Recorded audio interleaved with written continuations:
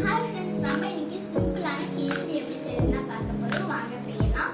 அதுக்கு முன்னாடி ஒரு ரிக்வெஸ்ட், உங்க பேரண்ட்ஸ் இல்லாம நீங்க ஸ்டவ் ஆன் பண்ணாதீங்க. உங்க பேரண்ட்ஸோட ஹெல்ப்போட ஸ்டவ் ஆன் பண்ணுங்க.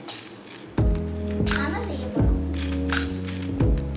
தேவையான பொருட்கள் நெய்ல வறுத்த ரவை, சர்க்கரை, ரவை நம்ம எந்த டம்ளர் ரவை எடுத்தோமோ அதே டம்ளர் வந்து 2 டம்ளர் வந்து தண்ணி, அப்புறம் முந்திரி திராட்சை வந்து நெய்ல வறுத்தது, ஏலக்காய் தூள், கொஞ்சம் கீ. அப்புறம் எசன்ஸ் வந்து நல்லது இல்லை, அதனால வந்து நீங்க நெசசரி கிடையாது. நீங்க வேணும்னா போட்டுக்கலாம், இல்லைன்னா விட்டுக்கலாம். இப்போ ஸ்டவ் ஆன் பண்ணி பேன் வச்சுட்டேன். இப்போ வந்து 2 டம்ளர் தண்ணி எடுத்து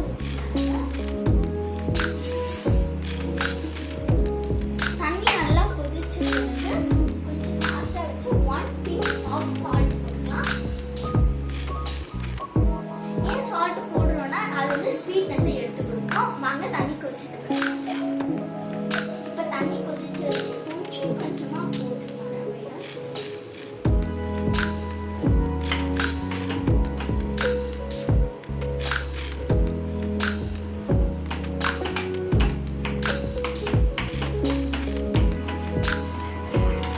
இப்போ ரவை வெந்தோடனே பார்க்கலாம்.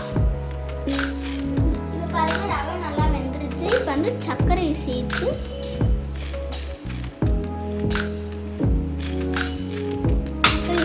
கொஞ்சமா ஃபுட் கலர் எடுத்தோம்னா அதை எடுத்து போட்டுக்கலாம். போட்டுட்டு ஏலக்காய் தூள் போட்டு இதை வந்து நம்ம கட்டி இல்லாம கலக்கலாம்.